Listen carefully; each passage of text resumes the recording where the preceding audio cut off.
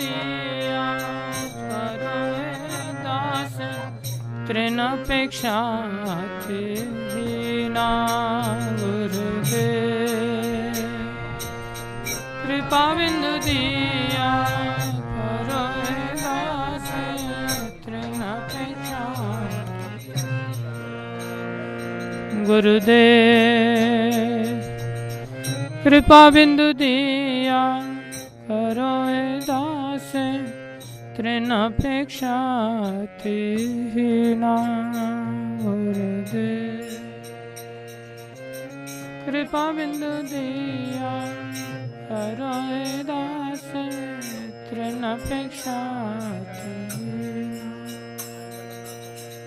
सकले सम्मान करिते शकति सकले सम्मान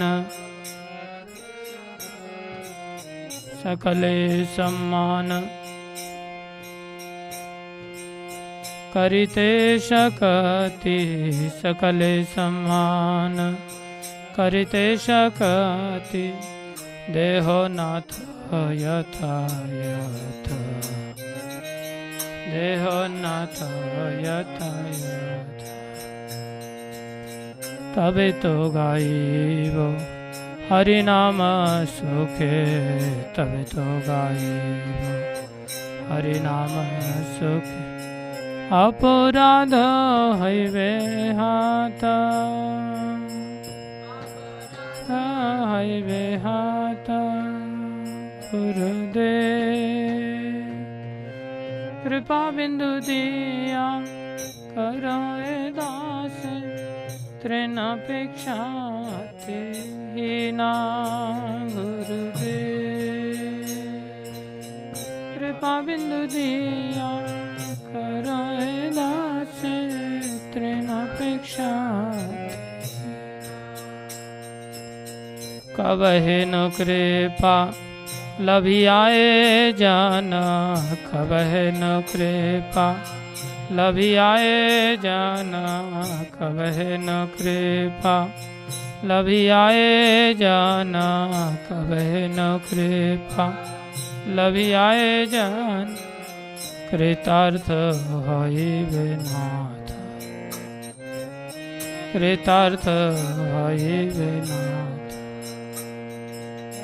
शक्ति बुद्धिहीन अमी अति दीन शक्ति बुद्धिहीन अमी अति दीन शक्ति बुद्धिहीन अमी अति दीन शक्ति बुद्धिहीन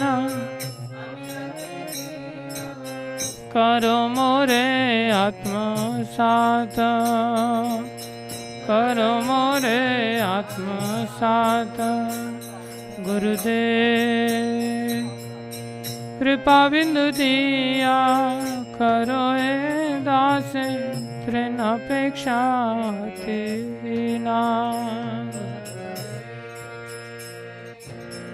कृपा बिंदु दिया करो दास तृणपेक्षा हीना योगिता विचारे किछु नहीं पाए योगिता विचारे किछु नहीं पाए योगिता विचारे किछु नहीं पाए योगिता विचारे किछु नहीं पाए तुम्हार करुणा सार तुम्हार करुणा सार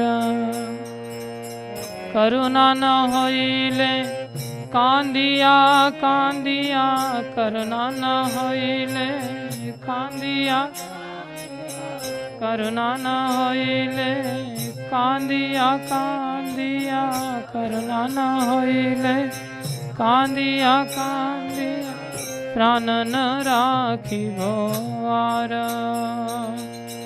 प्राण न राखिबो आर गुरुदेव कृपा बिंदु दिया करो दास तृणपेक्षा हीना गुरु कृपा बिंदु दिया करो हे दास तृणापेक्षा कीना। गुरुदेव गुरुदेव गुरुदेव गुरुदेव गुरुदेव गुरुदेव गुरुदेव गुरुदेव गुरुदेव गुरुदेव गुरुदेव गुरुदेव गुरुदेव गुरुदेव गुरुदेव गुरुदेव गुरुदेव गुरुदेव जय जय गुरुदेव गुरुदेव गुरुदेव गुरुदेव जय देव गुरुदेव गुरुदेव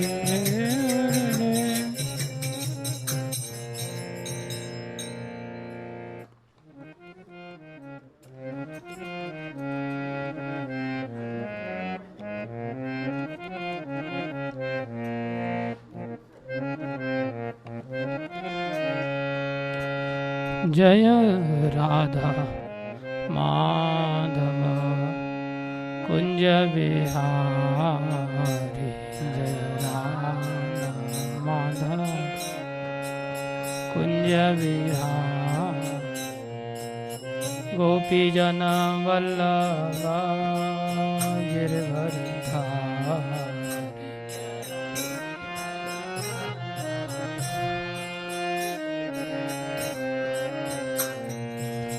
गोपी जना वल्लभ गिरधर धारी।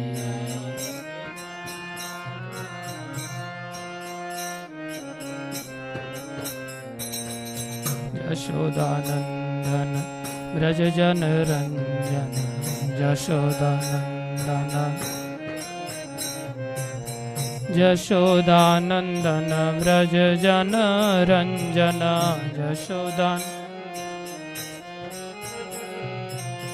यशोदानंदन ब्रज जन रंजन यशोदानंदन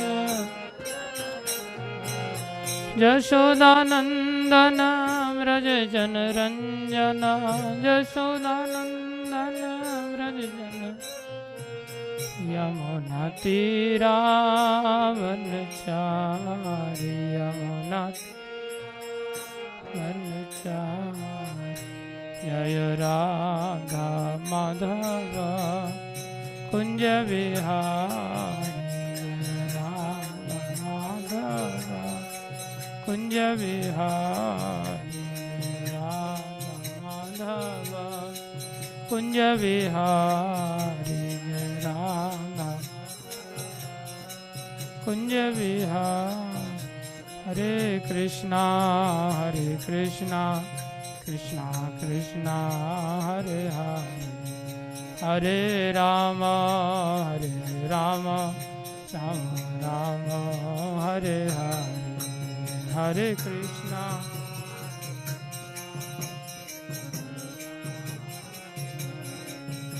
हरे राम राम राम हरे हरे कृष्णा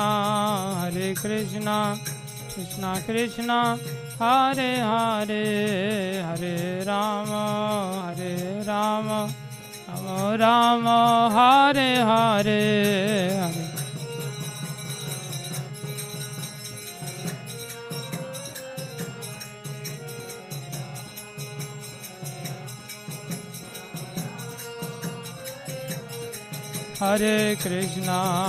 हरे कृष्णा कृष्णा कृष्णा हरे हरे हरे राम राम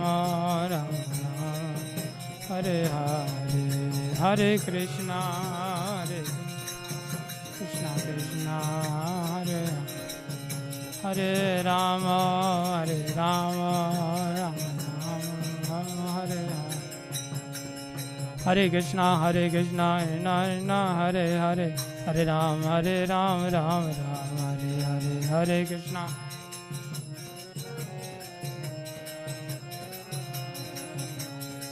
कृष्णा कृष्णा कृष्णा हरे हरे हरे राम राम राम हरे हरे, हरे कृष्णा हरे राम राम हरे, हरे कृष्णा हरे कृष्णा हरे हरे, हरे राम राम हरे हरे, हरे कृष्णा हरे हरे, हरे राम राम हरे कृष्णा कृष्णा कृष्णा हरे हरे, हरे राम राम हरे हरे, हरे कृष्णा हरे राम हरे, हरे कृष्णा हरे हरे, हरे राम राम हरे हरे, हरे हरे, हरे राम राम हरे कृष्णा हरे हरे, हरे राम राम हरे हरे, हरे हरे, हरे राम हरे कृष्णा हरे हरे, हरे राम हरे हरे, हरे हरे राम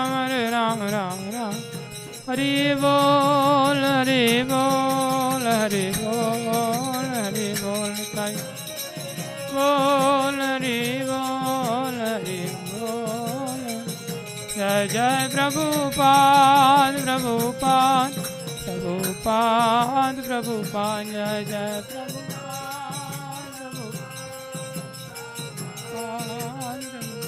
जय जय गुरुदेव गुरुदेव गुरुदेव गुरुदेव, जय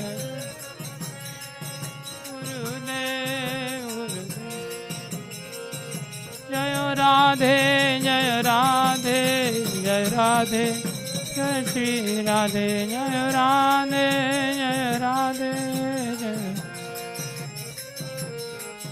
जय राधे जय राधे जय राधे, जय श्री राधे जय राधे जय राधे, जय श्री राधे जय राधे जय राधे, राधे जय श्री राधे जय राधे जय राधे, जय श्री।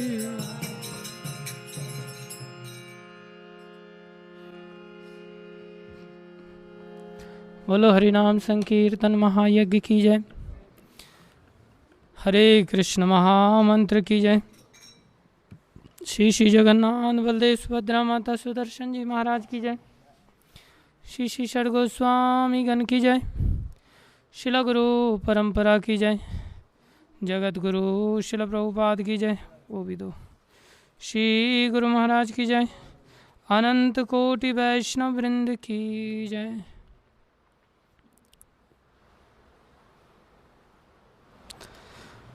ओम नमो भगवते वासुदेवाय,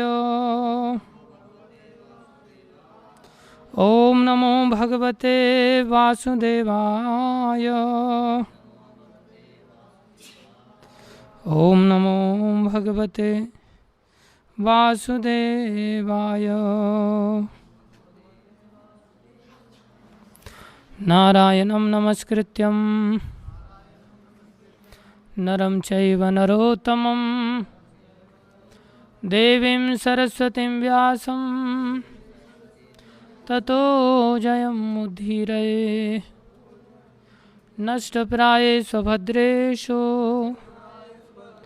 नित्यं भागवत सेवया, भगवती उत्तम श्लोके भक्तिर्भवती नैष्ठिकी। ओम अज्ञानं तिमिरन्धस्य ज्ञानञ्जनशलाकया चक्षुरुन्मीलितं येन तस्मै श्रीगुरुवे नमः।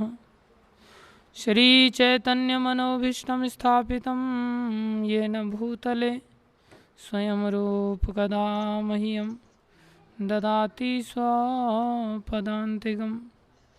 वन्देऽहं श्रीगुरु श्रीयुतापदकमलं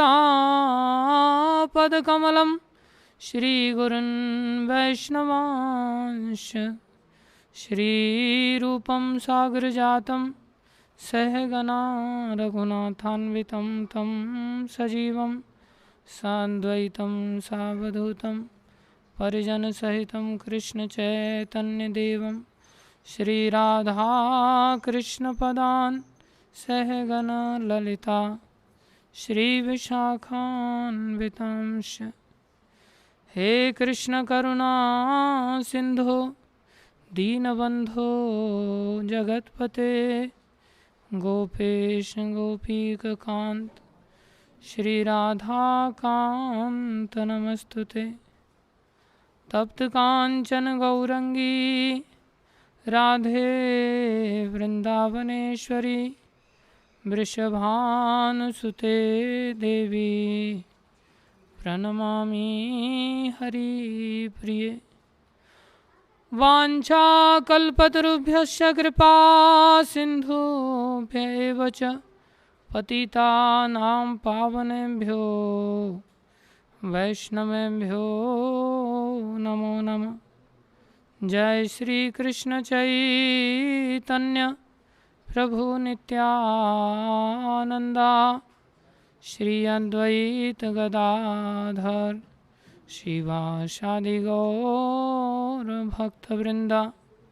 हरे कृष्णा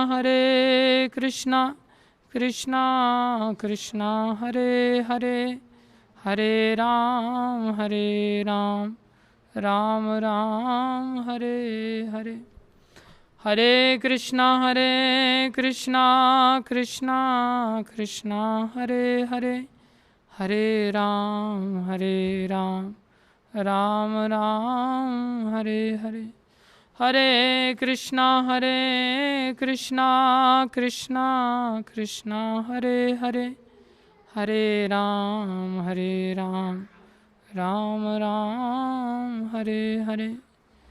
गुरुवे गौरचंद्राय राधिकाय तदालये कृष्णाय कृष्णभक्ताय तद्भक्ताय नमो नमः।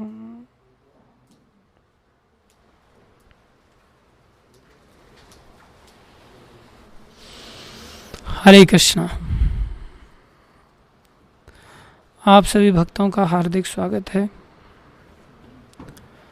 षड गोस्वामी के गुणगान का ये जो चरित्र चल रहा है, गुरु वैष्णवों की दया से जो कुछ भी कहें कृपा करके ध्यान से सुनिए।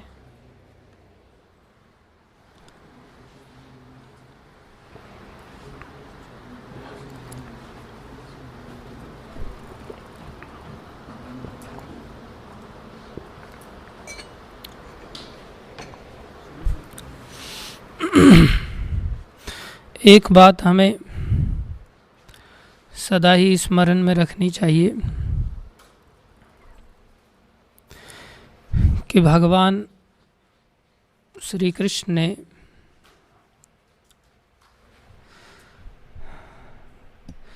बड़ी दया करके हमें ये मनुष्य शरीर दिया है,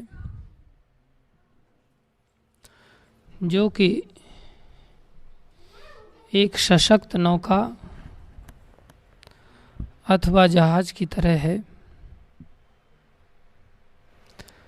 जिसका कि प्रत्येक अंग भगवान की ओर ले जाने में समर्थ है। ये मनुष्य शरीर ऐसी नाव है कि इस नाव में जब आत्मा को बैठने का अवसर मिलता है, दूसरे शब्दों में अनंत काल तक 84 लाख योनियों में विचरण करने के पश्चात भगवान की अपार कृपा से आत्मा को इस शरीर में आने का अवसर मिलता है, मौका मिलता है। इसका प्रत्येक अंग, चाहे वो हाथ है, पैर है, आँखें हैं, कान है, नासिका है, जीवा है, प्रत्येक अंग भगवान की ओर ले जाने में समर्थ है। ऊपर से भगवान ने इस नाव को चलाने के लिए कर्णधार अर्थात कैप्टन के रूप में गुरुदेव की भी प्राप्ति कराते हैं, गुरुजनों से भी मिलाते हैं जीव को। जैसे कि श्रील प्रभुपाद संसार में सारे जगत के लिए जगत गुरु के रूप में अवतीर्ण हुए और ये सदा सदा से चला आ रहा है। भगवान भी योग्य भक्तों को ऐसा आदेश देते हैं जिससे संसार के जीवों को उनकी मनुष्य शरीर रूपी नाव को उपयोग में करते हुए भगवान के धाम में जाने में कठिनाई ना हो। इसलिए भगवान अपने नित्य पार्षदों को कहते हैं, अमार आज्ञा गुरु हैया तारो ये देश। बोलो,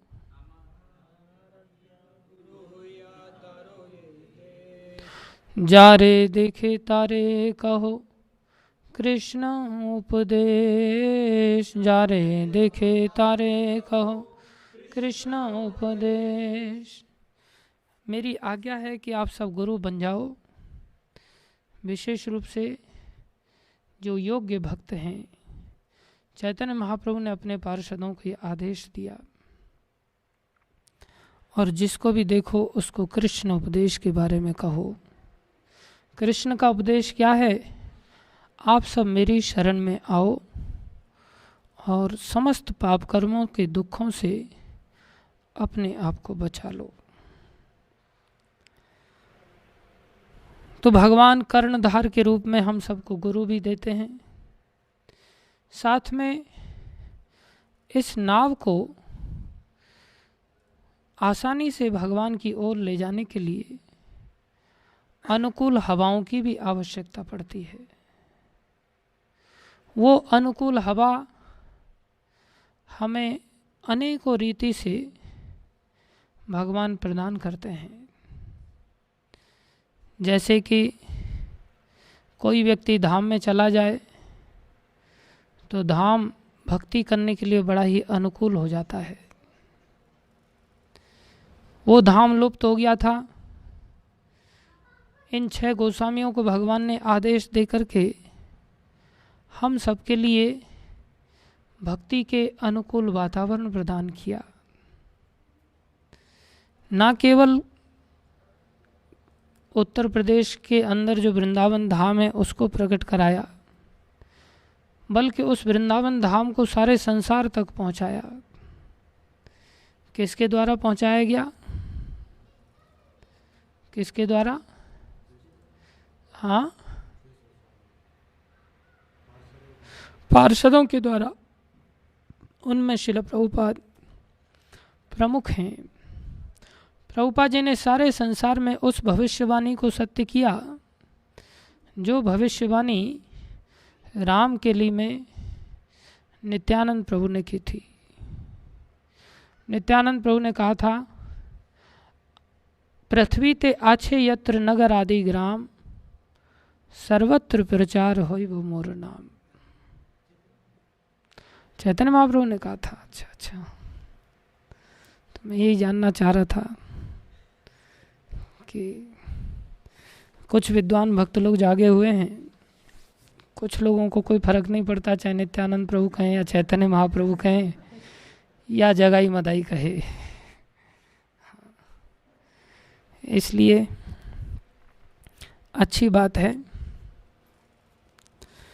तो भगवान इन सेंटर्स के माध्यम से, जो कि वृंदावन का ही वातावरण प्रभुपाद जी के केंद्रों में प्राप्त होता है, इस्कॉन के जो सुंदर केंद्र हैं जहाँ भक्त लोग वृंदावन के वातावरण को ही प्रकाशित करते हैं, ये एक बहुत ही अनुकूल हवा है, बहुत ही अनुकूल वातावरण है। जिस व्यक्ति को सशक्त नाव मिली हो, जिस व्यक्ति को सशक्त कर्णधार मिले हों, ऐसा कैप्टन जो कि फुल्ली ट्रेंड है, जो किसी भी हालत में जहाज को डूबने नहीं देते, और ऐसी अनुकूल हवाएं जिसमें कि चारों तरफ आपको भक्ति के लिए एक वातावरण अनुकूल मिले, जो आपकी नाव को बड़ी तेज़ी से धकेल करके आप थोड़ा सा भी उसमें कष्ट उठाएंगे तो बड़ी सहजता से आपकी नाव भगवान की ओर, भगवान के धाम की ओर चली जाएगी। लेकिन हम अगर इतना भी नहीं उठाएंगे तो फिर भाई बहुत कठिन है। फिर दुनिया में हमसे बड़ा अभागी और कोई नहीं हो सकता। बड़े भाग्य मानुष तन पावा, सुर नर मुनि सब ग्रंथनि गावा। सबने इस बात को बताया कि मनुष्य शरीर बड़ा दुर्लभ है, लेकिन हम इस मनुष्य शरीर को न लाभ लेकर के, इस नौका का लाभ ना लेकर के, हम अहंकार से ग्रसित होकर के इस भक्ति पथ को अंगीकार नहीं करते। आज तो हमें एहसास नहीं है, जैसे जैसे हम वृद्धावस्था की ओर प्रवेश करेंगे, जैसे जैसे मृत्यु की ओर अनुभव में हमें आएगा कि हम मृत्यु की ओर बड़ी तेज़ी से बढ़ रहे हैं। आज तो कुछ लोग जवानी की ओर तेज़ी से बढ़ रहे हैं, इसलिए ये एहसास नहीं है, लेकिन जब वृद्धावस्था से मृत्यु की ओर आगे बढ़ेंगे तो हमें एक एक दिन का एहसास होगा कि हमारे पास कितना सुंदर समय था, लेकिन वो सुंदर समय हमने ऐसे ही गंवा दिया। आज हम लोग संसार में खाली रोटी खाने के लिए भी कितने कष्ट उठाने पड़ते हैं लोगों को, और प्रभुपाद जी ने इतना अनुकूल वातावरण दिया अपने केंद्रों के माध्यम से कि आपको रोटी खाने की कीमत नाचना गाना है। जो लोग तरसते हैं संसार में, और हमसे नाचना गाना भी नहीं होता। हमसे एक ही काम होता है कि हम सो करके रोटी खाना चाहते हैं। क्यों भाई, गलत कह रहा हूँ? हाँ, खाली सो करके रोटी खाना चाहते हैं। ये कितना हमारा दुर्भाग्य है, कितनी हमारी मति पर पत्थर पड़े हुए हैं। कहाँ साधु जनों का वर्णन कैसा आता है, हमारे ये आचार्यों का वर्णन आता है, और भी बहुत सारे वैष्णवों का वर्णन आता है। एक वैष्णव थे, वो अंदर कुटिया में बंद हो जाते थे, 2-4 रोटी के टुकड़े लेकर के ही बस, और उन रोटी के टुकड़ों को रख लेते थे और भजन करते थे, माला जपते थे। तो जब भूख लगती थी तब सोचते थे बस एक माला और कर लेते हैं, फिर रोटी खा लेंगे। फिर एक माला हो जाती थी, फिर सोचते थे एक माला और कर लेते हैं, फिर रोटी खा लेंगे। रोटी तो खानी है, रोटी है ही, रोटी के 2-4 टुकड़े हैं, भूख मिटा लेंगे, एक आध माला और कर लेते हैं। ऐसे करते करते करते करते दिन भर बीतने पर संध्या को रोटी खाते थे, वो भी 2-4 टुकड़े खा लिए, ऐसे ही आत्मा को शरीर के अंदर धारण करने के लिए बस। इनको भजन की कैसी लत थी। सनातन गोस्वामी के जीवन चरित्र में आएगा कि हमारी तरह प्लानिंग के साथ नहीं वो करते थे कि भाई सुबह में जो है छोले भटूरे खाने हैं, तो सेवा है बोले छोले भटूरे बनाने की, सेवा का नाम दे करके उसको पेट भरने का इंतज़ाम किया जाता है। फिर चाहे उसमें जप चला जाए या फिर उसमें गुरु पूजा चली जाए, उसमें भागवत कथा चली जाए, जो 2-4 घंटे का ही कार्यक्रम है, बस कोई परवाह नहीं। प्लानिंग किया जाता है, शाम को बोले पाव भाजी खाएंगे। पाव भाजी की सेवा में व्यस्त थे। किस में व्यस्त थे? सेवा में व्यस्त थे। मधुकरी करके पाव आया है तो उसको भाजी में डुबो डुबो करके, जैसे हमारे गोस्वामी पानी में डुबो डुबो करके रोटी के टुकड़े खाते थे, इसलिए पाव खाएंगे अभी भाजी में डुबो डुबो करके। फिर उसमें चाहे कथा जाए या हरिनाम जाए या आरती जाए, कोई फर्क नहीं पड़ता। कुछ लोग तो स्वप्न दर्शन करने के लिए समाधि में, निद्रा की समाधि में चले जाते हैं। तो ये हमारा दुर्भाग्य है, कितना बड़ा दुर्भाग्य है, जिसमें कि इतना सुंदर मौका हमारे हाथ से जा रहा है और हमें कोई चिंता नहीं, कोई जूं भी हमारे सर पे नहीं रेंगता। कुछ कहो तो मुंह इतना फूल करके लट्टू हो जाता है कि आप कुछ कह भी नहीं सकते। आप बस सुनो सबकी, कुछ कहो मत किसी को। ऐसी भक्ति जिसमें कि सनातन गोस्वामी को तो 3 दिन तक मधुकरी मांगने की सुधि नहीं रही। हाँ, 3 दिन तक मधुकरी मांगने ही नहीं गए। ऐसा नहीं कि भाई सुबह जाना तो पड़ेगा ना, मधुकरी मांग के लाएंगे, फिर शरीर बिना भूखे भजन न होए गोपाला, ये लो अपनी कंठी माला। 3 दिन तक बोले जाना तो पड़ेगा, समय है, बाकी सब काम हो सकता है रुक जाए, लेकिन ये कार्य नहीं रुक सकता। शाम हो गई भाई, मधुकरी के लिए जाना पड़ेगा। उसने बना के रखा होगा बेचारे ने, ब्रजवासी ने। कोई समय निर्धारित नहीं था इन लोगों का मधुकरी मांगने का। जब भूख लग गई, अगर कुछ नहीं है, चले गए किसी के घर में जाकर के, एक आध रोटी मिल गया तो ठीक है, नहीं मिला तो जो मिल गया सो ला करके उसी को लेकर के, याद ही नहीं आती थी प्राय। इतने भजन का रस का आस्वादन करते थे। ये एक आदर्श रखने वाले सभी परम वैष्णव हुए हैं और उन्होंने अपने आदर्श से हम सबके सामने एक ऐसा मौका दिया है कि हम सब लोग चाहें तो इस स्वर्णिम अवसर का बहुत बड़ा लाभ ले सकते हैं। लेकिन ये ऐसे ही नहीं मिलेगा।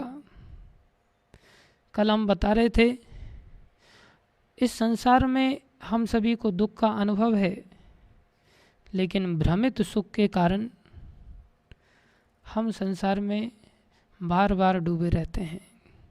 लंबे अनुभव के कारण, अभ्यास के कारण हम उसको छोड़ नहीं पाते। दुख का अनुभव, भ्रमित सुख का अनुभव। भक्ति मार्ग में सुख का अनुभव है और यहाँ भ्रमित दुख है। लोगों को लगता है कितने कष्ट में बेचारे को 3 दिन से रोटी नहीं मिली, ओहो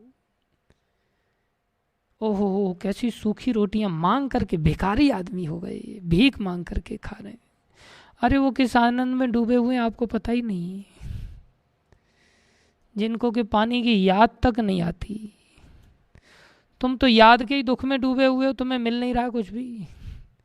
तुम्हारी यादें इतनी ज़्यादा हैं और रिसोर्सेस इतने थोड़े से हैं कि तुम्हारी आपूर्ति नहीं हो सकती। इसलिए भक्ति मार्ग का भ्रमित दुख है और वास्तविक सुख है। लेकिन हम इसमें क्यों नहीं डूबते? क्योंकि इसका हमें अभ्यास नहीं है और उसका हमें इतना लंबा अभ्यास है, इसलिए वो छूटता नहीं। जो वास्तविक दुख है और भ्रमित सुख है, और ये पकड़ में नहीं आता जो कि भ्रमित दुख है और वास्तविक सुख है, कारण इसका हमारा अभ्यास नहीं है। देखो, ये सुख बिना कृपा के प्राप्त नहीं हो सकता। ऐसा स्तर बिना कृपा के संभव नहीं है। लेकिन ये कृपा कैसे होती है? कृपा 2 प्रकार से होती है। एक तो परिश्रम, एक दीनता। दीनता युक्त परिश्रम किया जाए तो ये कृपा अवश्यम भावी होती है। माता यशोदा ने भगवान श्री कृष्ण को बांधने का प्रयास किया, और जब बांधने का प्रयास किया तो इतना प्रयास किया, इतना अभ्यास किया, सुबह से लेकर के शाम हो गई, पसीना आने लग गया उनको, और अंत में भगवान की शरण लिया उन्होंने। हताश हो गई, हे भगवान ये बनता क्यों नहीं। इसे दीनता युक्त आश्चर्य और अभ्यास कहते हैं। विनम्रता पूर्वक ऐसा अभ्यास किया। हमारे समस्त आचार्यों ने ये आदर्श रखा है, और ये सभी भगवान के कृपा पात्र बने। ऐसे कृपा पात्र बने, ये ऐसी नाव नहीं थे जैसे कि हमें नाव प्राप्त हुई है शरीर के रूप में, और हमने इस नाव को ऐसा विषयों से जर्जरित कर रखा है कि हमें इस नाव का उपयोग का कोई भान ही नहीं है। लेकिन आचार्यों का जीवन ऐसा था जो एक जहाज की तरह था, जिसमें न केवल उन्होंने अपना उद्धार किया, उन्होंने न जाने कितने सारे लोगों का उद्धार किया। ऐसा ही चरित्र श्रील रूप गोस्वामी प्रभुपाद जी का है, जिसमें कि हमें देखने को मिलता है कि वो रूप गोस्वामी जिनके भाव को देख करके चैतन्य महाप्रभु आश्चर्य में डूब गए। चैतन्य महाप्रभु का कल हमने वर्णन किया था। रथ यात्रा के समय में चैतन्य महाप्रभु ने एक श्लोक का उच्चारण किया जो एक साधारण लड़के लड़की के गीत जैसा था। उस समय गीत भी संस्कृत में गाए जाते थे, जो रोमांस से भरे हुए जो गीत हुआ करते हैं, जो आजकल फिल्मी दुनिया में हीरो हीरोइन गाते हैं। उस समय में जो गीत गाए जाते थे वो भी संस्कृत में लोग गाते थे। तो महाप्रभु ने किसी साधारण व्यक्ति का ही ये गीत के शब्द दोहरा दिए थे। इसके भाव को लोगों ने वास्तव में नहीं समझा कि इसका गूढ़ भाव क्या है। लोगों ने शर्म का अनुभव किया, ओहो एक सन्यासी होकर के और ये फिल्मी गीत गा रहे हैं। एक सन्यासी के, एक साधु के दोषों को, चाहे वो छोटा सा ही है, लोग बहुत अच्छी तरह से लेंस लगा करके देखते हैं। थोड़ा सा भी कोई साधु उल्टा सीधा व्यवहार करता हुआ देखा गया तो लोग उसको खूब गायन करते हैं। और संसारी व्यक्ति चाहे दोषों से भरा पड़ा है तो भी उसकी कोई परवाह नहीं करता। तो जब चैतन्य महाप्रभु ने इन शब्दों को दोहराया, जिसमें उन्होंने कहा कि हम दोनों वही पुराने प्रेमी हैं, वही चैत्र की रात्रि है, और सुंदर मालती के पुष्पों की सुगंध है, सुंदर कदम के वृक्ष हैं, वैसा ही माहौल है, लेकिन वो यमुना का किनारा नहीं है, इसलिए मन में वो प्रसन्नता नहीं है। तो इसमें प्रेमी शब्द उपयोग में लाते हैं भगवान, जिसको सुनकर के बहुत सारे लोग तो जो कच्चे खिलाड़ी थे वो संकोच करने लगे। ओहो, चैतन्य महाप्रभु जो 7 पार्टीज के साथ में कीर्तन करते थे रथ यात्रा के अंदर, जिसमें कि 2-2, 4-4 मृदंग होते थे एक एक समूह में, और फेमस सन्यासी के रूप में माने जाते थे। और उन्होंने जब इस गीत का उच्चारण किया तो बहुत सारे लोगों ने शर्म के मारे अपना चेहरा नीचे कर लिया। अरे यार, ये तो इज्जत का कचरा करा रहे हैं। केवल स्वरूप दामोदर गोस्वामी को पता था। और बिल्कुल उसके ही पैरेलल श्लोक जब रूप गोस्वामी ने लिखा, जिसमें उन्होंने राधा रानी का भाव प्रकट किया कृष्ण के प्रति, और कुरुक्षेत्र की घटना को उन्होंने प्रदर्शित किया, जिसमें राधा रानी कुरुक्षेत्र में भगवान को कहती हैं कि आप भी वही कृष्ण हैं, मैं भी वही राधा हूँ। सुंदर मालती के वृक्षों की पुष्पों की सुगंध है, कदम के वृक्ष हैं, चैत्र मास की, जो कि साल का पहला महीना होता है, बसंत ऋतु का महीना होता है, वो वैसा ही माहौल है, लेकिन यहाँ यमुना का किनारा नहीं है। चैतन्य महाप्रभु ने जैसे ही इस पत्र को कुटिया में से बाहर निकाल करके पढ़ा, महाप्रभु आनंद में, आश्चर्य में डूब करके उन्होंने सारे वैष्णवों को ये दिखाया, देखो रूप गोस्वामी को मेरे मन की बात कैसे पता चल गई। ये वास्तव में ऐसे व्यक्तित्व हैं कि जिनको कि सभी वैष्णवों ने सराहा और सब वैष्णवों ने कहा कि रूप गोस्वामी निसंदेह आपके विशेष कृपा पात्र हैं, अवश्य ही आपने इनको विशेष कृपा किया है, तभी जाकर के ये आपके इस मन के अभीष्ट को समझ पाए हैं। इसलिए इनके लिए ये श्लोक बना, श्री चैतन्य मनोभीष्टम स्थापितम येन भूतले स्वयं रूप कदा मह्यम ददाति स्वपदान्तिकम। ये रूप गोस्वामी सबसे पहले आचार्य हैं जिनके अंतर्गत सभी लोगों को इस भूतल पर भक्ति प्राप्त होगी। इस भूतल पर भक्ति तो बहुत सारे लोगों ने दिया है, परिभाषित करके दी है, लेकिन वो भक्ति की परिभाषा जो अलग अलग लोगों ने दिया वो ऐसी नहीं है जैसी रूप गोस्वामी ने दिया। अनकंपेरेबल भक्ति की परिभाषा उन्होंने दी, क्योंकि चैतन्य महाप्रभु के कृपा पात्र हैं। भक्ति की परिभाषा तो वेद व्यास जी ने भी दिया है, जो पराशर ऋषि के पुत्र हैं, जिसमें वो क्या कहते हैं, सबई पुंसा परो धर्मो यतो भक्तिर अधोक्षजे अहेतु की अप्रतिहता ययात्मा सुप्रसिद्धति।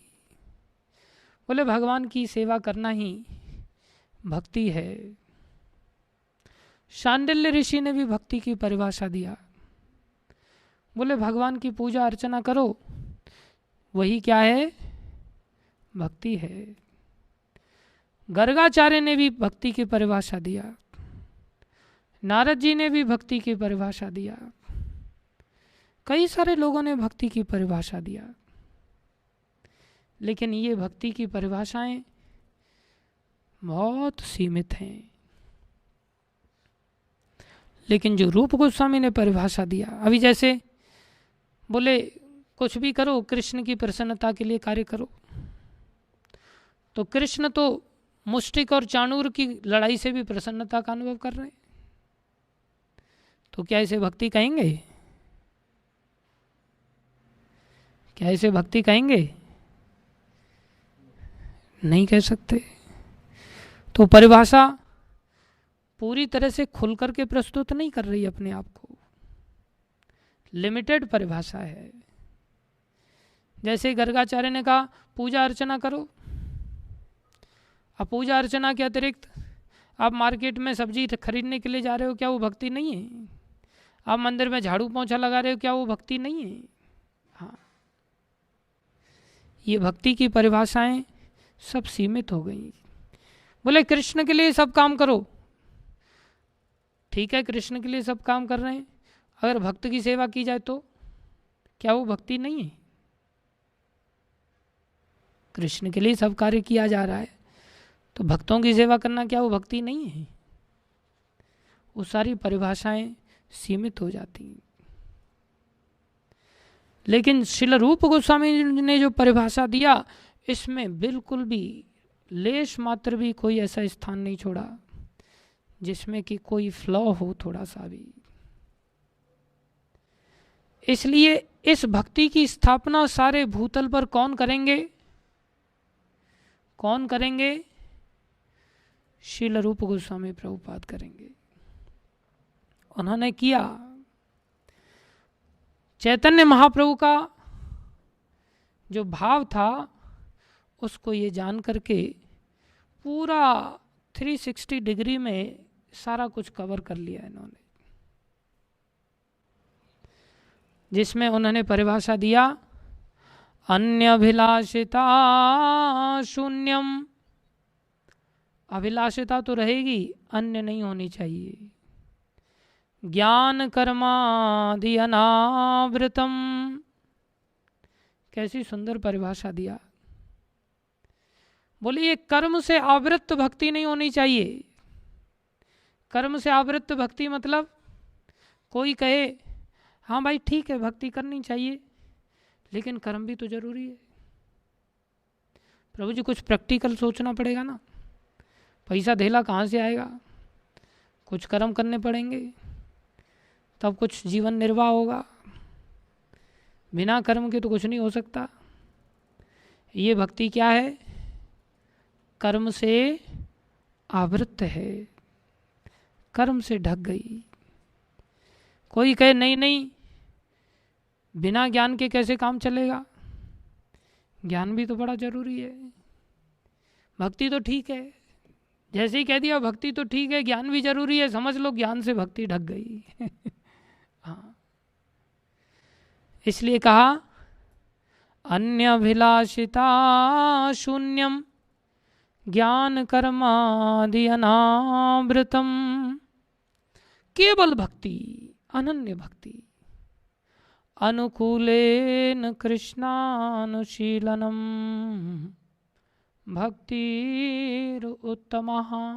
उत्तम भक्ति, इसमें सारी की सारी परिभाषाएं आ जाती हैं और विशेष परिभाषा भी आती है, जिसमें कि ये साधारण भक्ति नहीं है, बोले ये उत्तमा भक्ति है।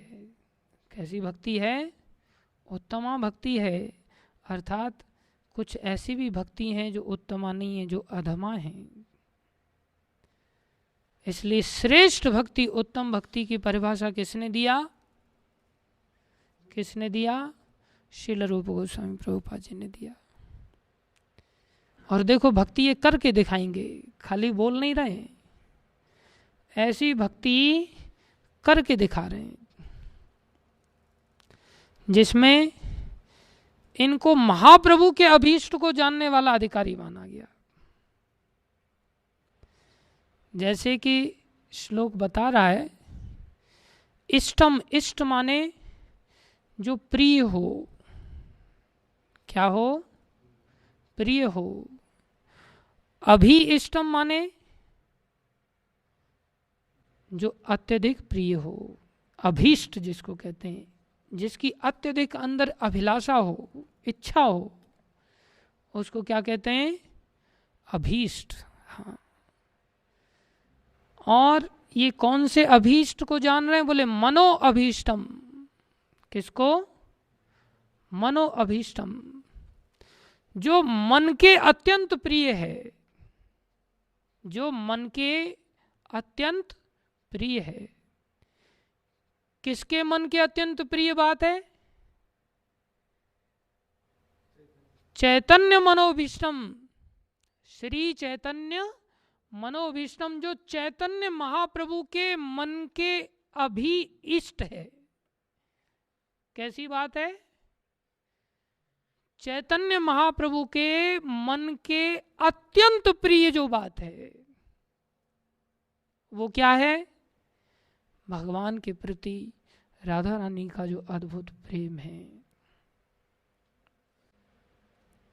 इसको कहते हैं श्री चैतन्य मनो अभी इष्टम। जैसे हम लोग कहा जाता है ना, इष्ट गोष्ठी करना है। इष्ट माने हमारे जो प्रिय हैं, हमारे जो आराध्य हैं, जिनकी हम आराधना करते हैं। लेकिन हमारे प्रिय नहीं है तो इष्ट गोष्ठी कभी हो ही नहीं सकती। गेम गोष्ठी हो सकती है, नोट गोष्ठी हो सकती है, भोजन गोष्ठी हो सकती है, शयन गोष्ठी हो सकती है, हाँ, इधर उधर घूमने फिरने की पिकनिक गोष्ठी हो सकती है, हाँ, प्रजल्प गोष्ठी कहते हैं इसको, निंदा गोष्ठी हो सकती है, चुगली गोष्ठी हो सकती है। लेकिन हमारे लिए ये सब चीज़ें इष्ट हैं, कृष्ण इष्ट है ही नहीं। हमें बताया जाता है बार बार कि भाई कृष्ण इष्ट हैं, इसलिए कृष्ण वाली इष्ट गोष्ठी तो कभी होती नहीं, बाकी बहुत सारी इष्ट गोष्ठियाँ होती हैं। लेकिन ये क्या है? इष्ट ही नहीं, अभीष्ट, किसके अभीष्ट? मन के अभीष्ट। किसके मन के अभीष्ट वस्तु? चैतन्य महाप्रभु के मन की अभीष्ट वस्तु। इसको ये क्या करेंगे? बोले भूतल पे स्थापित करेंगे। जिन्होंने भूतल पे स्थापित किया, श्री चैतन्य मनोभिष्टम स्थापितम येन भूतले। कौन है वो? स्वयं रूप। कौन है वो? स्वयं रूप गोस्वामी श्रील प्रभुपाद हैं। हमें तो स्थापित करना नहीं है भैया, हमें तो ग्रहण करना, वो भी ग्रहण नहीं हो रहा है। स्वयं रूप, वो रूप गोस्वामी कदा मह्यम, मेरे ऊपर। हाँ, क्या करेंगे? स्वयं रूप कदा मह्यम ददाती, अपना प्रदान करेंगे। स्व माने अपने, पद माने पदों का, अंतिकम, अंतिकम माने, अंतिकम माने नहीं, अंतिकम माने छाया। अंतिकम माने छाया, अंतिकम माने आश्रय। अंतिकम माने आश्रय। मेरा और कोई सहारा नहीं है, अंत मेरा सहारे के रूप में केवल आपके चरण हैं। दैट इज कॉल्ड पद अंतिकम। पदों की छाया, अपने चरणों की छाया। चरणों की छाया, चरणों की रज, चरणों के नज़दीक रहने से ही प्राप्त होती है। हाँ, और नज़दीक ऐसे नहीं हम अपनी इच्छा अनुसार नज़दीक, नज़दीक तो मच्छर भी रहता है जो कष्ट का कारण बनता है। नज़दीक तो मच्छर भी होते हैं जो वैष्णवों का खून पीने के लिए बनते हैं, सेवा करने के लिए नहीं। इसलिए बहुत सारे कीड़े मकोड़े होते हैं जो नज़दीक रहते हैं। रात्रि को साधु लोग सोते हैं तो कई बार खटमल भी नज़दीक रहते हैं। हाँ, और खून पी पी करके मोटे हो जाते हैं। साधु लोगों का खून पीते हैं, साधु लोग पतले हो जाते हैं और वो खटमल मोटे हो जाते हैं। कभी कभी वो शीशे में जा कर के देखते हैं कि भाई हम कितने मोटे हो गए खून पी पी करके, आचार्यों का, वैष्णवों का। तो ये भी नज़दीक रहते हैं, लेकिन एक नज़दीक होते हैं जो अपना खून उनकी सेवा में समर्पित करते हैं। जैसे प्रभुपाद जी ने उस अवस्था में श्रील रूप गोस्वामी की प्रसन्नता के लिए, अपने गुरुदेव श्रील भक्ति सिद्धांत सरस्वती गोस्वामी महाराज की प्रसन्नता के लिए ऐसा अद्भुत कार्य किया। तो इसको कहते हैं श्री चैतन्य मनोभिष्टम स्थापितम येन भूतले स्वयं रूप कदा मह्यम ददाति स्वपदांतिकम। हमारे मंगलाचरण की शुरुआत यहीं से होती है। हाँ,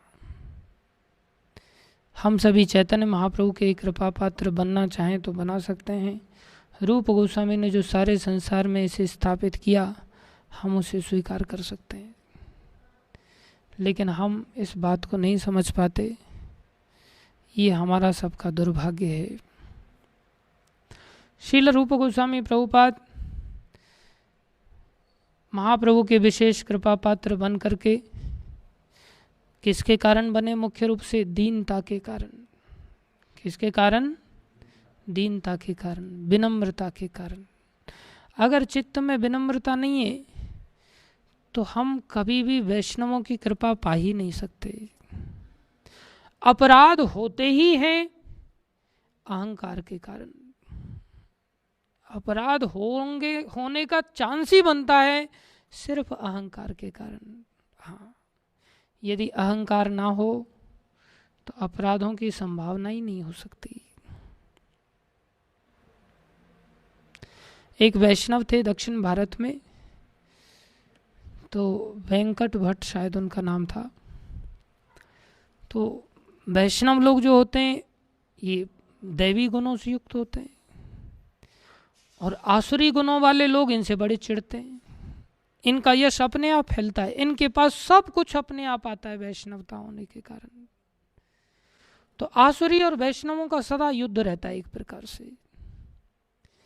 तो ये बड़े परम वैष्णव थे और इनके अड़ोसी पड़ोसी इनकी इस वैष्णवता से बड़े चिढ़ते थे। तो इन लोगों ने क्या किया, इनके दरवाजे पर जूतों की माला टांग दिया और इस तरह से टांगा कि जैसे ये दरवाज़ा खोलेंगे तो जूतों की माला हिल के आगे ऐसे दरवाजे से अटका दिया कि दरवाजे के साथ ही जूतों की माला भी खींचेगी और खोलने वाले के सर पे टकराएगी सीधी। क्या क्या लोग टेक्नोलॉजी अपनाते हैं। हाँ। श्रीवास ठाकुर के लिए भी लोगों ने ऐसा करने का दुस्साहस किया था। उनके दरवाजे पर तो सीधा बकरा ही काट के लटका दिया था। कैसा कैसा वैष्णवों को कष्ट झेलने पड़ते हैं। लेकिन वैष्णव लोग भी ऐसे ही नहीं होते। और सब लोग दरवाजे के आसपास इधर उधर बैठ गए चबूतरों पर कि जैसे ही दरवाज़ा खुलेगा सर पे जूते पड़ेंगे और ये खींच जाएंगे। किस बेवकूफ़ ने यहाँ जूतों की माला टांगी है, कौन है, गाली गलौज करेंगे। सहनशीलता तो है, होती है वैष्णव, लेकिन इतनी थोड़ी होगी कि जूते खा करके किसी को तो जिम्मेदार ठहराएंगे, किसी के प्रति तो क्रोध करेंगे। खींच तो उठेगी उठेगी। फिर हम कहेंगे जो जिसके लायक होता है उसको वही चीज़ प्राप्त होती है। अर्थात तुम किसके लायक हो। आदमी ऐसा कह करके बोले हम उनको और थोड़ा सा जले पे नमक डालेंगे, मजा लेंगे। हाँ, तो हुआ ऐसा ही। उन्होंने दरवाजा खोला, सर पे जूते पड़े। जूते पड़ने पर उनको खींच नहीं उठी। उन्होंने वहां श्लोक बोल दिया, बोले कर्मावलंबकम केचित। बोले कुछ लोग संसार में ऐसे हैं जो अच्छे कर्म करके भगवान की पास जाना चाहते हैं, भगवान की ओर जाना चाहते हैं। भाई बढ़िया काम करो, ईश्वर प्रसन्न होगा, एक ये रास्ता अपनाते हैं। केचित ज्ञानावलंबकम। कुछ लोग बोले ठीक है भाई, भक्ति भक्ति तो सब ठीक है, लेकिन बिना ज्ञान के उद्धार कैसे होगा। कुछ लोग कर्म का आश्रय लेते हैं, नहीं नहीं कर्म तो करना पड़ेगा। कुछ ज्ञान का आश्रय लेते हैं। लेकिन बोले हमने क्या किया है, वयम तो हरि भक्ता नाम। लेकिन हमने क्या किया, हमने तो भैया पादत्राणावलंबकम, मैंने हरि भक्तों के जो जूते हैं उनका आश्रय लिया है। बोले हम तो भक्तों के जूते ही खा खा करके, उनके चरणों की धूल खा खा करके अपना उद्धार कर लेंगे। वहाँ पर उन्होंने सीधा इतना भारी श्लोक बोल दिया, सब काले पड़ गए देखने वाले। अब ऐसे व्यक्ति को आप किस प्रकार से चिढ़ा सकते हो, ऐसे व्यक्ति को कैसे दुखी करोगे। इसलिए एक वैष्णव कभी दुखी नहीं हो सकता, किसी भी परिस्थिति में दुखी नहीं हो सकता। उसका अपना दुख तो कभी हो ही नहीं सकता, क्योंकि वो इतना विनम्र होता है कि जिसमें कि उसको जूते मारने पर यहाँ साक्षात वो लक्षण दिखाई दे रहा है जो चैतन्य महाप्रभु कह रहे हैं, ये तृणादपि सुनीचेन तरोरपि सहिष्णुनाम अमानना मानदेन कीर्तनीय सदा हरि। कितना बड़ा आदर्श है। वहां श्लोक गढ़ दिया उन्होंने, वयम तो हरि भक्ता नाम पादत्रान अवलंबकम। हमारे तो एकमात्र सहारे हैं गुरु वैष्णवों के चरणों की धूल। फिर वो जूते मारें या कैसे भी रखें, हमारा उसी से मंगल है और कोई मंगल का रास्ता नहीं। तो श्रील रूप गोस्वामी प्रभुपाद समस्त वैष्णवों के इतने कृपा पात्र बने, उसका एकमात्र कारण था कि विनम्रता की साक्षात मूर्ति थे। चैतन्य महाप्रभु की कृपा की और दीनता की साक्षात मूर्ति। personified mercy of Lord Chaitanya and personified humbleness. विनम्रता की साक्षात मूर्ति। जब ये वृंदावन आए तो वृंदावन में ऐसी भक्ति करके दिखाया जिसमें कि केवल करुआ ही इनका एकमात्र धन था। जैसे हमने बताया, एक रात्रि एक पेड़ के नीचे, दूसरी रात्रि भी उस पेड़ के नीचे नहीं, दिन भर भजन करना, दिन भर हरि नाम का आश्रय लेना, मधुकर आदि करके अपने जीवन का आनंद लेना, उसी से जीवन को इन्होंने आगे बढ़ाया। ऐसा त्याग इन्होंने करके दिखाया जिस त्याग को कहते हैं वमनवत त्याग। बोले संसार के अनंत सुखों को उल्टी की तरह त्याग दिया। उल्टी करने वाला व्यक्ति फिर से उन सुखों को आश्रय नहीं लेता कि मेरे को धन मिल जाएगा। हाँ, ये साधु महंत है, ये साधु बहुत बड़ा प्रेसिडेंट है, इसके पीछे भी कोई नहीं है, मैं इसका शिष्य बन जाता हूँ और मुझे इससे दुनिया भर के पैसे मिल जाएंगे, जब ये मर जाएगा गाड़ी घोड़ा मिल जाएगा। ये सब साधुओं के लक्षण नहीं होते। साधु जीवन में हमारे जीवन के लिए कुछ भी नहीं, कोई जीवन का सुख वैभव का कोई बांत ऐसा त्याग, बांत माने उल्टी की तरह त्याग कर देना या मलवत त्याग कर देना। जैसे कोई मल त्याग करे, 2 नंबर जाकर के त्याग करे, फिर पीछे मुड़ के नहीं देखता कि भाई वो मल का क्या हुआ। बहुत सारे लोग तो कई बार टॉयलेट में जाकर के टॉयलेट करते हैं और वो पीछे मुड़ के ये भी नहीं देखते फ्लैश से वो पूरा बहा के नहीं बहा, इच्छा ही नहीं होती दूसरा व्यक्ति आके देखेगा बोले, जबकि कम से कम अच्छी तरह से पानी डालना चाहिए जिससे वो बह जाए। लेकिन बहुत सारे लोगों को इस चीज़ का भी होश नहीं होता, क्योंकि इच्छा ही नहीं होती मल की ओर देखने की। ठीक है, त्याग दिया, गया कि नहीं गया जाने दो। हाँ, ऐसा संसार का त्याग, ऐसा मलवत, ऐसा वमनवत, इतने वैश्वर्यशाली जीवन को जीने वाले उन्होंने ऐसा अद्भुत त्याग किया। और ऐसा त्याग करते हुए रहते थे, सारे ब्रज में ही विचरण करते थे। लेकिन कदम टेर भी एक स्थान है नंदगांव के पास, वहाँ पर ये एक बार भजन कर रहे थे। और ऐसे त्याग का परिणाम क्या होता है, देखो कैसे भगवान फिर ऐसे भक्तों के आगे पीछे घूमते। लेकिन भक्त ही हृदय में भक्ति नहीं रखता, भक्ति का ढोंग है, नाटक है। जैसे आपके सामने हम बैठे हुए, प्रत्यक्षम किम प्रमाणम, प्रत्यक्ष के सामने किसी को प्रमाणित करने की आवश्यकता नहीं कि ये ऐसा है, वो ऐसा है, ऐसा है, ऐसा है।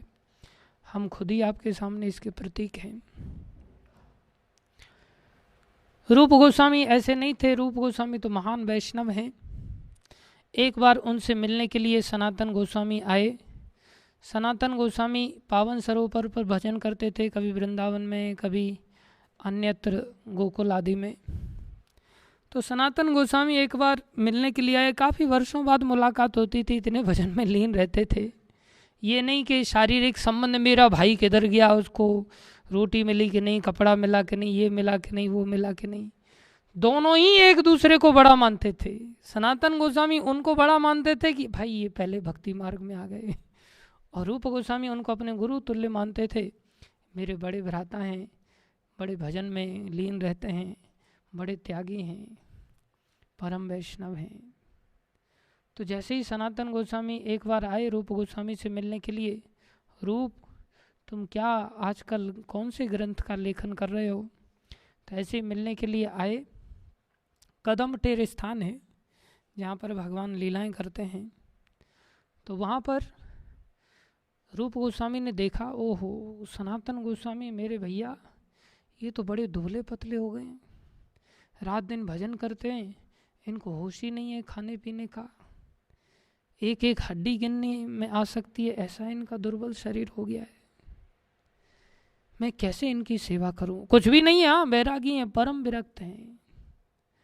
मन में इच्छा हुई कि काश इनको अगर दूध दूं मैं तो दूध से थोड़ी सी शक्ति आएगी।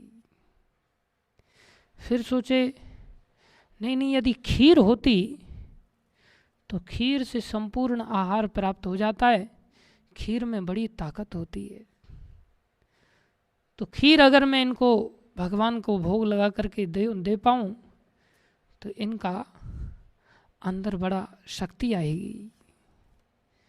ऐसे लग रहे हैं कि जैसे अभी गिर पड़ेंगे, कोई ताकत ही नहीं, जबकि उनमें तो भजन का बल होता था। लेकिन ऐसा सोचते सोचते मन में सोच ही रहे हैं, भजन कर रहे हैं, इधर सनातन गोस्वामी पास में बैठ करके भजन कर रहे हैं, सोच रहे हैं अब इनका कैसे सत्कार करूं। इतनी देर में बेचारा अपने पास तो न दूध है, न चीनी है, न चावल है, न मेवा है, खीर का कहाँ से सोचने लग गए भाई। कुछ है ही नहीं तो फिर कहाँ से खीर फिर भोग लगेगा। इतनी देर में सोच ही रहे तो फिर सोचे चलो छोड़ो यार, इससे अच्छा भजन करते, अब क्या है, कुछ है ही नहीं देने के लिए, इससे अच्छा भजन ही करते हैं। इतनी देर में भजन करने लगे तो एक ब्रजवासी बालिका का रूप धारण किया राधा रानी ने, और स्वयं राधा रानी आकर के कहती हैं बाबा, ओ बाबा। तो एकदम से उनकी भजन का भाव भंग हुआ। देखने लगे तो एक छोटी सी बालिका बोले हाँ लाली, बाबा ये दूध लाई हूं मैं, और दूध के साथ ये बढ़िया चावल भी हैं, चीनी भी है, और कुछ मेवा भी है। मेरी मैया ने कहा है कि इसका खीर बना करके ठाकुर जी को भोग लगा देना। बोले लाली आज दूध? बोले हाँ, हमारे यहाँ 21 दिन हो गए, गाय जो है ब्याह गई थी, गाय ने बछिया दिया है, 21 दिन हो गए, इसलिए पहली बार दूध को तुम्हारे लिए भेजा है मेरी माँ ने। तो बाबा खीर बना लेना इसका, लेकिन बनाना आता भी है कि नहीं? अगर खीर बनाना नहीं आता तो मेरी माँ ने बोला है तू बना करके ही दे आना, लेकिन कुछ जलाने के लिए, चूल्हा जलाने के लिए कुछ कंडे बीनने पड़ेंगे। रूप गोस्वामी बड़े प्रसन्न हो गए। लाली कंडे में बीन दूंगा, मेरे को खीर भीर तो बनाना नहीं आता। उन्होंने कौन सी खीर बनानी थी, जीवन सारा उनका ऐश्वर्य में बीता, वहाँ थोड़ी उन्होंने खीर पराठे बनाए थे। अचानक से बाबा जी बन गए, या मधुकरी करके भोजन करते हैं, निर्वाह कर रहे हैं अपने जीवन का, खीर बनाना कहाँ आता था। तो बड़े खुश हो गए, लाली खीर बनाएगी। 2-4 सूखे सूखे गोबर जैसे गाय इधर उधर कर देती है, जो अपने आप ही सूख जाता है, उसको उठा करके बीन करके इकट्ठा करके दिया, लाली तो खीर बनाते जल्दी से। और वो खुद भजन में, लेखन में लग गए। इधर राधा रानी को कितनी देर लगनी थी खीर बनाने में, सुंदर दिव्य खीर बना कर, बाबा ये खीर रखी है, ठाकुर जी को भोग लगा देना। तो रूप गोस्वामी ने हाँ ठीक है लाली, और राधा रानी ठीक है मैं जाऊं फिर? तो राधा रानी हंस करके हाँ लाली तू जा, मैं भोग लगा करके प्रसाद बांट दूंगा। राधा रानी चली गई वहां से हंसते हंसते।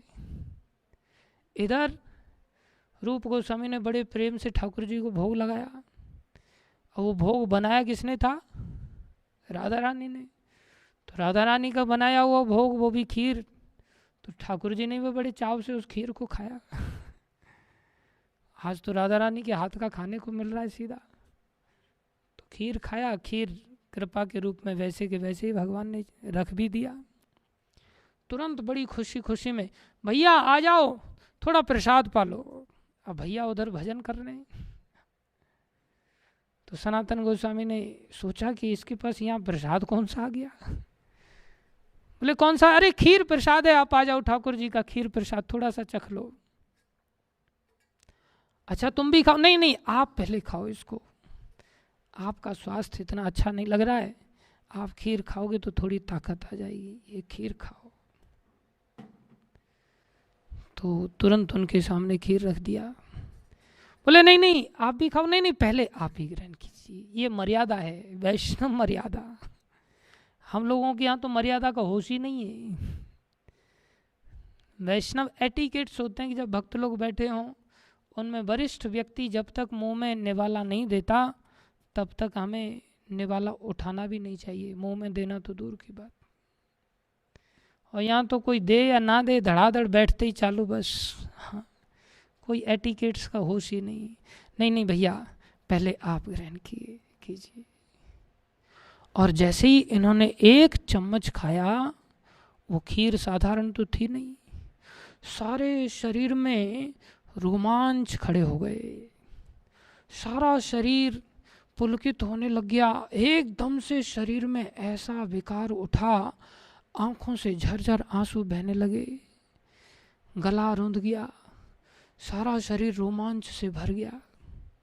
ऐसा विकार आज तक कभी प्रेम का ऐसा उन्होंने कभी अनुभव ही नहीं किया था। अद्भुत अनुभव। सारा शरीर सुन्न हो गया, जैसे जड़वत हो गया, एकदम से डूब गए भक्ति में, प्रेम में, कृष्ण प्रेम में। आश्चर्य में डूब करके दूसरी चम्मच खाने की सामर्थ्य ही नहीं है कि उठा करके दूसरी चम्मच मुंह में डालें। ऐसा दिव्य अनुभव कर रहे हैं। जैसे ही थोड़ी सी सामर्थ्य है, पूछे भैया ये खीर कहाँ से आई? सारा वृत्तांत कह सुनाया। ऐसे ऐसी एक लाली आई थी। बोले तुम चखो जरा इसको। लेकिन बात क्या है, चखो तो सही, तुम खाओ, एक चम्मच तो खाओ। रूप गोस्वामी ने जैसे ही एक चम्मच चखा, वही अद्भुत दिव्य प्रेम का इनको भी अनुभव हुआ। बोले रूप, हम यहाँ किस लिए आए हैं पता है तुम्हें? हम भगवान की सेवा करने के लिए आए हैं। और ये खीर जो तुम बता रहे हो, ये खीर कोई ब्रजवासी बालिका की नहीं है। ये खीर तो साक्षात राधा रानी के हस्त कमलों से बनी हुई खीर थी। अन्यथा ऐसा अनुभव आज तक कभी हुआ ही नहीं। भगवान अनुभूति कराते हैं, कभी कभी ऐसी दिव्य कृपा देते हैं। तो देखो राधा रानी कैसे ऐसे वैष्णवों की हर इच्छा के लिए कितना ध्यान करती हैं। ये वैष्णवता है। इसको प्राप्त करने के लिए ही वास्तव में ये शरीर हमें मिला है। लेकिन इस शरीर में यदि हम अभ्यास ही नहीं करेंगे तो भाई बहुत पछताना पड़ेगा, बहुत पछताना पड़ेगा। एक एक क्षण जो निकल रहा है, एक एक दिन नहीं, एक एक क्षण भी हमारा जो व्यतीत हो रहा है, ये भी हमारे लिए बहुत घाटे का सौदा है। दुनिया की सारी संपत्ति दे करके भी हम एक क्षण वापस नहीं लौटा सकते।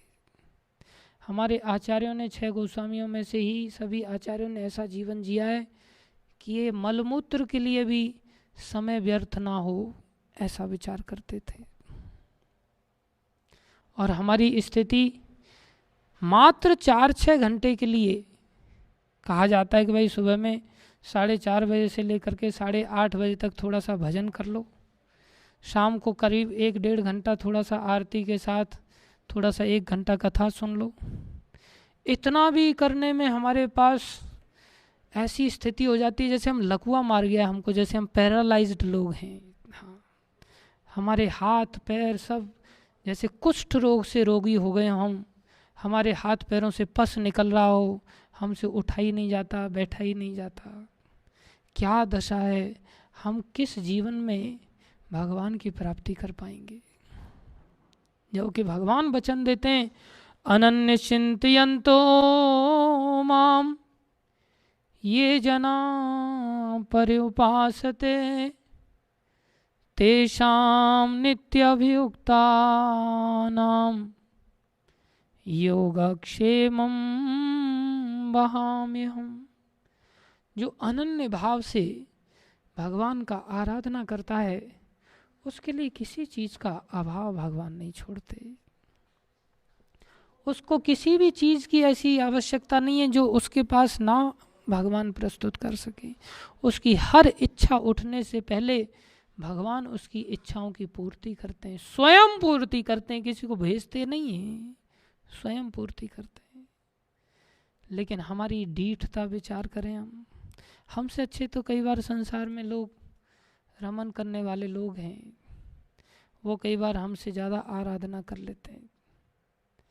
और हम लोग संसार त्याग करने के पश्चात भी संसारी लोगों के पैसे पर अपना पेट पालते हैं, मात्र पेट पालते हैं।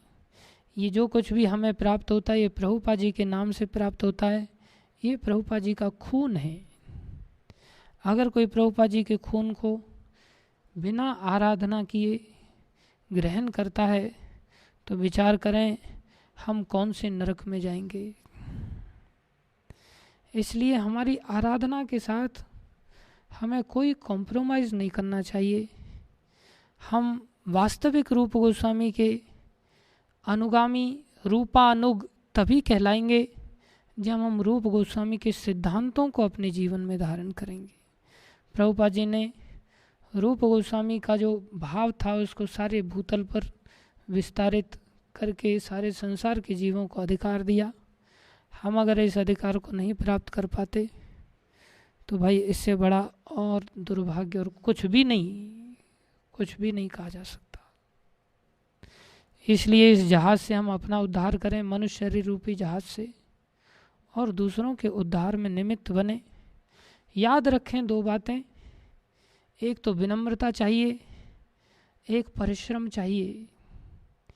विनम्रता और परिश्रम के द्वारा यदि हमारा अभ्यास होगा तो बहुत जल्दी हम कृपा पात्र बन जाएंगे, बहुत जल्दी। नहीं तो बहु नाम जन्म नाम अंते करते रहो नाटकबाजी, हाँ, दिखावा मात्र पाखंड मात्र करते रहो दुनिया में। बढ़िया धोती कुर्ता स्टाइल का पहनते रहो, गला फाड़ते रहो, कभी कुछ नहीं मिलने वाला। अहंकार का त्याग करते हुए विनम्रता पूर्वक अभ्यास ही एकमात्र रास्ता है जो भगवान श्री कृष्ण की कृपा को जागृत करेगा। हमारे ऊपर कृपा अवश्य होगी और हमारा उद्धार होगा। तो श्रील रूप गोस्वामी प्रभुपाद का ये सार रूप में जीवन चरित्र था। इनकी और भी घटनाएं हैं आगे जो अन्य आचार्यों के साथ आएंगी, जैसे जीव गोस्वामी को लेकर के हैं, सनातन गोस्वामी, रघुनाथ दास गोस्वामी, गोपाल भट्ट गोस्वामी, उनके चरित्र में भी इनके कुछ अंश आएंगे। तो कल से हम सनातन गोस्वामी की कथा आरंभ करेंगे। ये सार रूप में श्रील रूप गोस्वामी का जीवन चरित्र था। हम सबको इनके चरित्र को और विस्तार से पढ़ना चाहिए, जो चैतन्य चरितामृत में बहुत अच्छी तरह से दिया है, जो भक्ति रसामृत सिंधु में बहुत अच्छी तरह से इनके ज्ञान का वर्णन है, इनकी प्रतिभा का वर्णन है। सारा संसार आज जितने भी संप्रदाय हैं सभी संप्रदायों में भक्ति रसामृत सिंधु ग्रंथ का बोलबाला है। सब संप्रदाय के लोग भक्ति रसामृत सिंधु ग्रंथ से ही भक्ति के अंगों का पालन करने के लिए लालायित रहते हैं। इनके दो प्रमुख ग्रंथ हैं, उपदेशामृत और भक्ति रसामृत सिंधु। बाकी इनके और भी ग्रंथ हैं और भी मधुर मधुर लीलाएं हैं। इन्होंने नाटक भी लिखे हैं, जो सत्यभामा की द्वारिका लीला का नाटक है, एक वृंदावन लीला का नाटक है। ये भी जब ये महाप्रभु से मिलने जा रहे थे उड़ीसा में, सत्यभामापुर एक जगह पड़ा, इनके मन में इच्छा हुई कि भगवान की द्वारिका लीला वृंदावन लीलाओं का नाटक में लिखूं। जैसे ही सत्यभामापुर पहुँचे, वहाँ जाकर के सत्यभामा ही इनके स्वप्न में आती हैं और कहती हैं तुम इन दोनों नाटक को अलग अलग लिखोगे ना तो तुम्हारी और ज़्यादा उसमें महिमा मंडित होंगे, लोगों को और अधिक आनंद आएगा, लोग कृतार्थ होंगे। और जैसे ही ये महाप्रभु से मिले, महाप्रभु कहते हैं कि तुम दोनों द्वारिका लीला और कृष्ण लीला को एक मत करो, अलग अलग नाटक करना। तो प्रत्यक्ष रूप से महाप्रभु ने जैसे ही कहा तब समझ गए कि महाप्रभु घट घट के वासी हैं, ये अंतर्यामी हैं, ये सब कुछ जानते हैं। तो इनके और भी ग्रंथ हैं, लेकिन हम वैष्णवों के लिए दो ग्रंथ अत्यंत आवश्यक हैं जिनको कि प्रतिदिन पढ़ा जा सकता है। एक उपदेशामृत है जो समस्त उपदेशों के सार रूप में है, और एक भक्ति रसामृत सिंधु ग्रंथ है। मैंने महाराज को देखा है, महाराज भी इन ग्रंथों का नित्य प्रति पाठ करते हुए देखा है, मैंने रोज़ पढ़ते हैं। तो हम भी इन ग्रंथों को, हमारे पास फालतू का समय रहता है उसमें कम से कम इन ग्रंथों का अनुशीलन करें। मात्र 11 श्लोक हैं उपदेशामृत के अंदर, वो 11 श्लोक हमारे कंठहार बने। यही हम रूप गोस्वामी से प्रार्थना करें। रूप गोस्वामी हम सभी के ऊपर ऐसी कृपा करें जिससे कि हम भी इनके उपदेशों को अपने जीवन में धारण करके सच्चे रूपानुग बने और अपने जीवन को सफल करें। धन्यवाद आप सभी भक्तों का धैर्यपूर्वक श्रवण करने के लिए। हरे कृष्णा।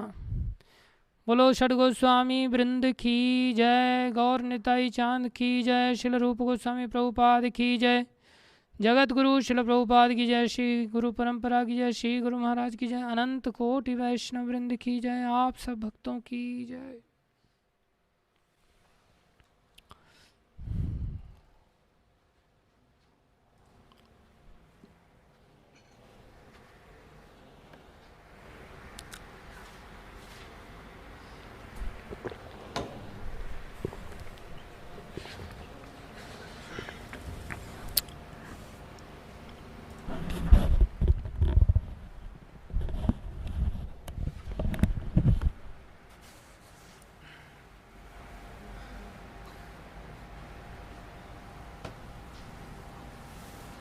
यस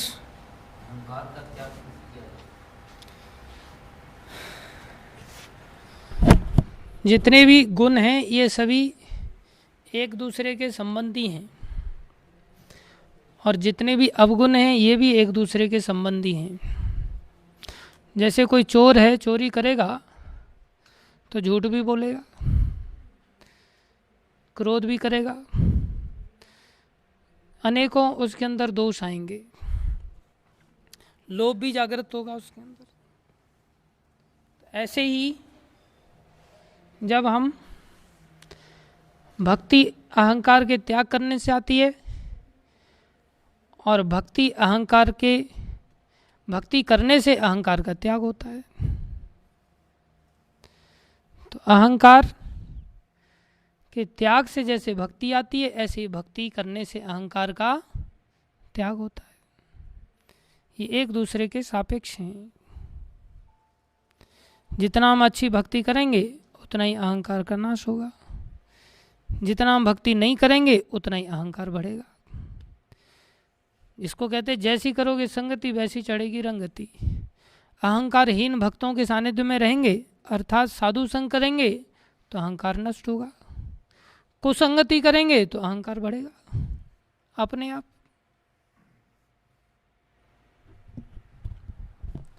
धन्यवाद। हरे कृष्णा।